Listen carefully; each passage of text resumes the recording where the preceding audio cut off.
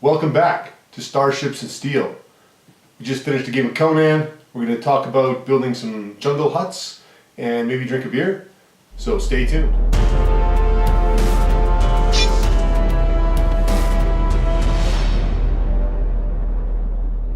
Welcome back, everyone. This is episode 23 of Starships Steel. Pretty excited to be here. Got a new craft for you guys today. We built some jungle huts for this scenario that I played with for Conan here.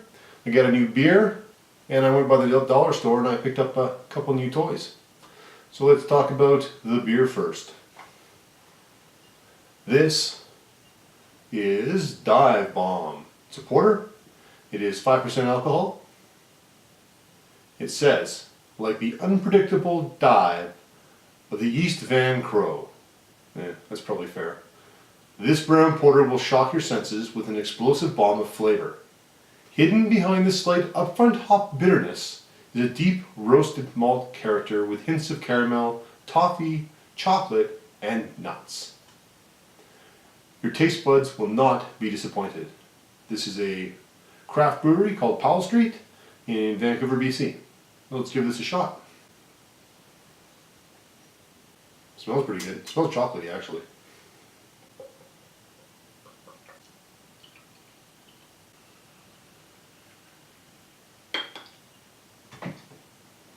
It's got a pretty dark color to it. I like that. Let's give that a shot. That is pretty tasty. It could be a little bit creamier. There's a little bit of that bite from CO2, which I'm not a big fan of, as you guys know. If they were to maybe market this with a widget, suggestions, Powell, you guys called again? I don't know your name. Powell Street Craft Brewery. This with a widget, making it nice and creamy, would probably make this an exceptionally awesome beverage. However, it is pretty good. A lot of character to it, actually. A lot of flavor. I'm probably going to give that a grand total of, I don't know which side it goes on when I'm looking at the camera, so somewhere up here, 4 beer steins out of 5. So if you like porters, I would give this one a chance. You know, if you can find it, if you're from Canada.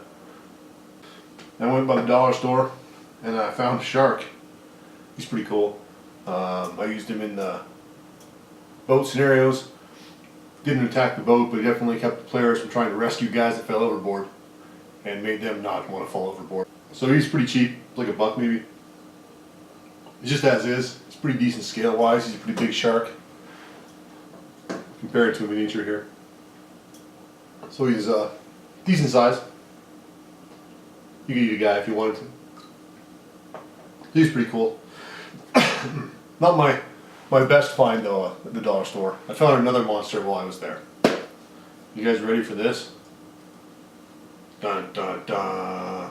Giant freaking scorpion. I think he was about $2. It's pretty good. I haven't done anything to him yet. He's still got his tag on and everything. Doesn't have the dollar price on there, but I think he was like $2, $2.50 Canadian. He's pretty cool. He's freaking huge. Players want to fight that thing. Tick, tick, tick, tick, tick, tick, tick. Awesome. Him down there.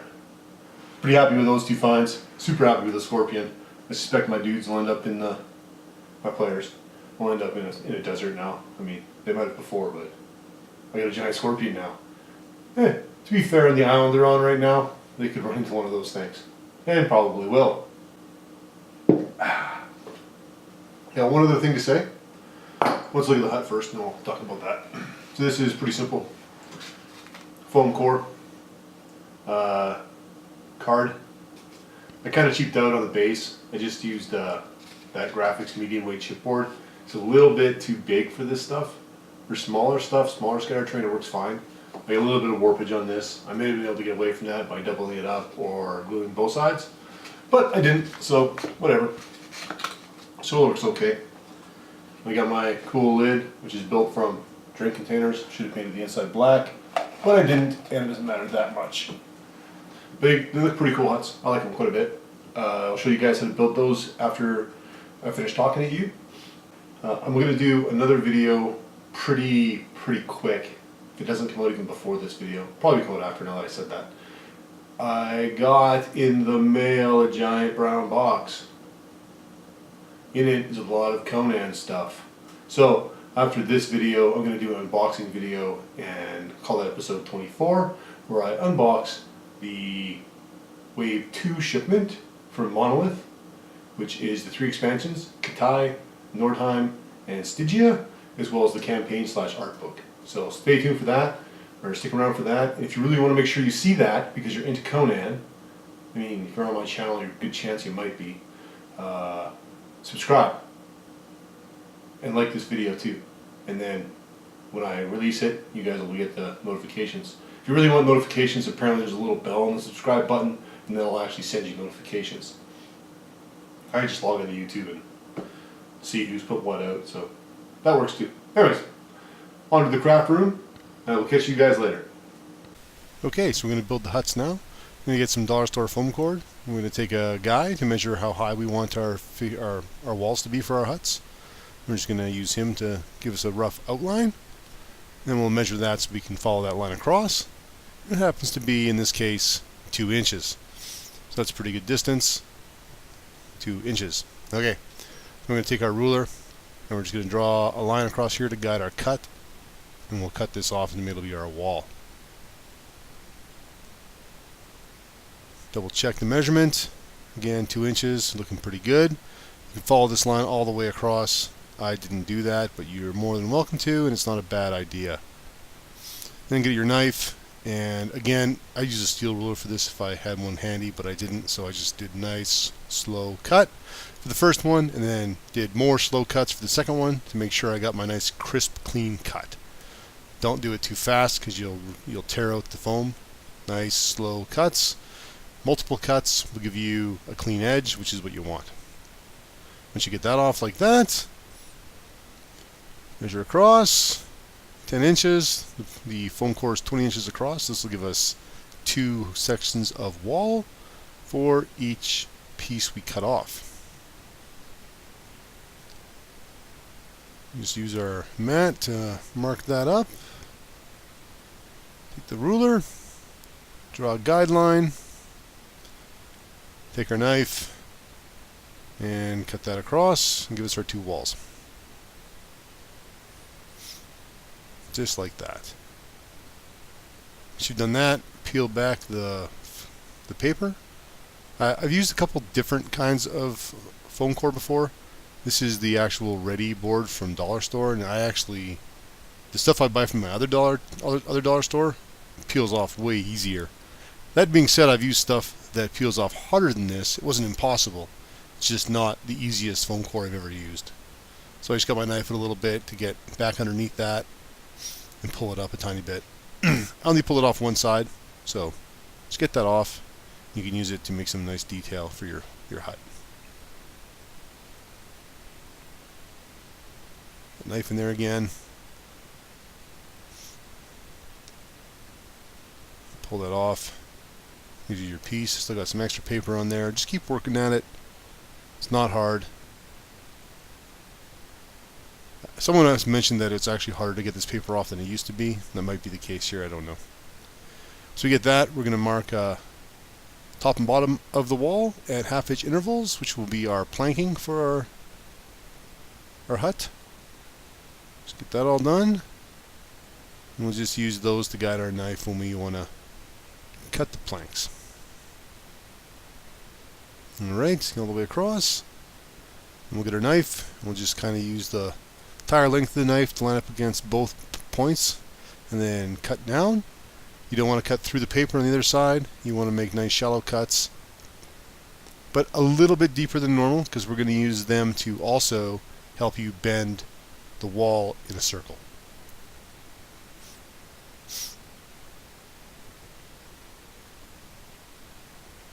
Okay, so we just break those open, and that'll let you make that nice circular hut.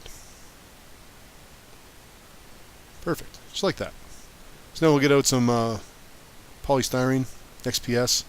Just use that to measure against the wall. We're going to make 3 pieces, 2 that are exactly the same size, and 1 that'll go across the top. You could make these into wooden posts. I use them as stone, so I just kind of shave the edges off a tiny bit to make them more stone-like. Just be careful with this because knives are sharp and you don't want to cut yourself.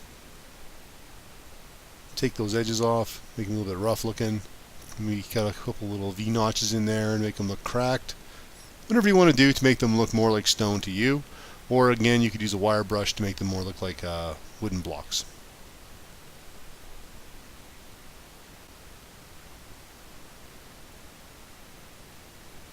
That's the first one done. Move on to the second one. So once all three are done, take our chipboard or your base, whatever you want to use, trace around the size you want it to be. Make sure it'll take up your entire wall section. And then just get a nice pair of scissors and just start cutting that out. Make it all around until you're done. And then fit your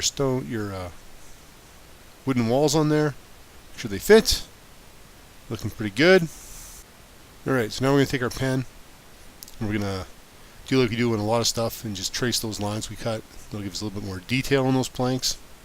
This is probably not 100% necessary, but it'll dent the sides of the planks, make them more rounded looking so they're not perfectly straight.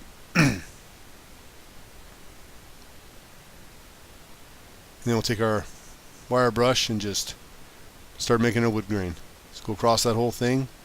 Don't be too rough. Just make some nice, wood grain looking lines in it as you go. It's good to do each plank individually so they don't look like they're merged together as multiple planks. So put it on our base, make all the lines. We know where we're going to glue. Get that hot glue gun out, put a line of glue around it, and then just glue it on. It's just that easy. Then I would take my posts I made, make our door, and glue those on. Important that the uprights are a little bit shallow so that the top piece doesn't stick up. So now I just took a piece of cardstock and I kind of made a cut in it, made a cone, put it on the roof, made sure it was about the right size, drew a line so I had the right V for the cone, cut that out, and then measured down and kind of sketched a circle around it. Once I sketched that circle, I cut that out as well. I just made a mark on a piece of paper at the appropriate length and just followed that around my circle. And then once I had done that, I cut it out, and that gave me my template for what our roof was going to look like. So no fancy measuring, just like that. So there's your cone. Made another trace. I was going to use these for my roofs, but I decided that the cardstock was not strong enough, but I still needed another template. My first one, I used a paper mache kind of technique with toilet paper, and I didn't like it in the end, and that's why it wasn't actually strong enough. But I just went to regular cardstock to do the rest that I got from like 12 packs of drinks. So let's do the bottom. We're just going to put some glue on there, and we'll add basic playground sand to do the bottom. Get a paintbrush out and spread that all around so it's nice and smooth and it'll catch all the sand. Perfect, just like that. Yeah, nice. Once that's done, get a container out and just cover that whole thing in playground sand. Once that's done, you just let it dry. Once it's dry, we're going to take a 50-50 mix of white glue and water, which is nice and runny. We're going to put that over the whole thing, and this will just lock everything in place. I'm sure this is a technique you guys have seen, unless this is the first terrain channel you've ever watched. It's a pretty common technique. You can use scenic glue or any other of those things, but PVA and water is pretty cheap, pretty simple, pretty easy to use. Once that's all done, we're going to spread it around so the whole thing's covered. And this will lock that sand in place. But again, as I mentioned, this caused my bases to warp a little bit, so maybe they should have been doubled up. Or maybe I should have put water on both sides, glue on both sides, so that if it warped both directions and it wasn't as big a deal.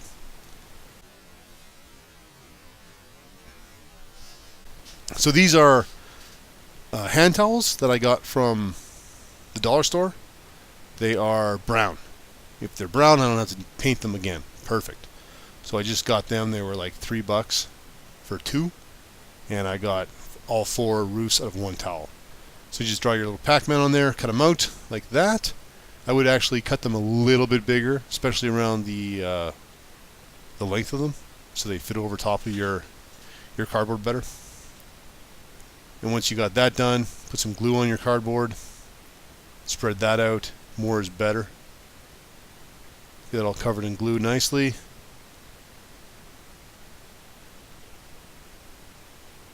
And we'll just take our towel roof, put it on top, make sure it's all glued down nice. So once you get it glued down, it should look kind of like this. Which is looking pretty good. And once that's kind of dry, I'm going to take more glue and we're going to cover it again. This will make it a little bit more rigid. So just cover that entire towel again with glue, full strength PVA. Take a brush, maybe wet it down a little bit, and then just start spreading it over. And then you'll have to let it dry again. But there's other stuff you can do while it's drying. Like, we can base it. So this is a painting it black, pretty exciting thing.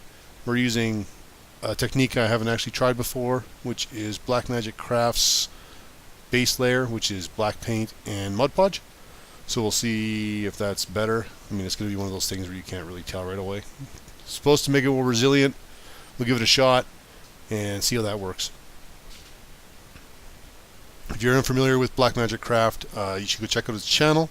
I'll put a link below because he does some really cool stuff, and he's a dude worth supporting in my opinion. Also a fellow Canadian who likes drinking beer. So, that's a win.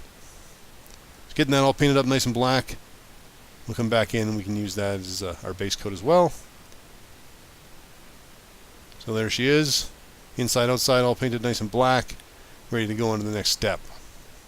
Let that dry. It actually dries pretty fast. I wasn't sure how fast it was going to dry with the Mod Podge in it. I thought I might have to wait quite a while to move forward, but in this case, that wasn't the case. It dried pretty quick. I moved on to the next stage, which was taking a nice dark brown color and just painting the wood, that nice dark brown color. And then once that was done, it was dried, I went in with a lighter color and I dry brushed over top of it to pick out all that detail. Unfortunately, it was pretty dark at night when I did it, and all of that footage was pretty useless, so I didn't bother including it in here. But just know, once you've done this, go back in and dry brush it. Once that's done, go in and paint your stone or wood blocks, depending what they happen to be for you, a nice gray color, and we'll highlight later with some sponge paints. Once that's all done, paint the inside.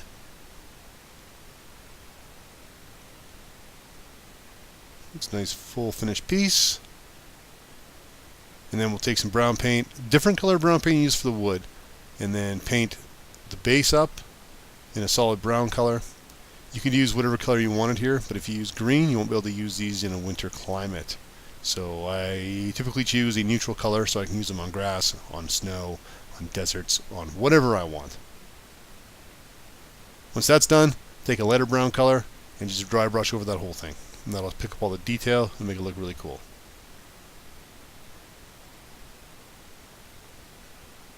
Just keep going all the way around it.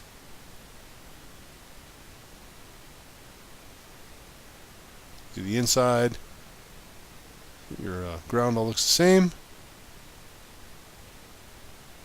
Just like that. Pretty good. So now we're going to take some sponge. And we're going to take a little bit of the lighter kind of gray color. A couple different colors, I think, if I remember correctly. And we're going to just sponge over top of our stone archway. And go from there.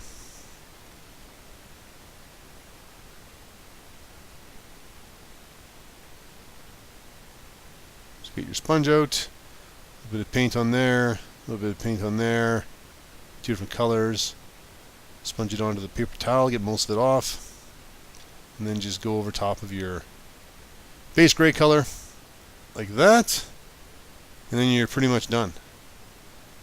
So, I apparently did not film the final step of this video, which was to take a lighter brown color and dry brush the glued roof of the towel. So as you can see, I got that done by the picture I'm currently showing on the screen, but I didn't actually film myself doing it. So that's what they look like. And if you enjoyed this video, please click like. If you want to see more of this video, please click subscribe on my channel, and I will continue to release content that you hopefully will find interesting and exciting. Thanks for watching. May Mitra guide you.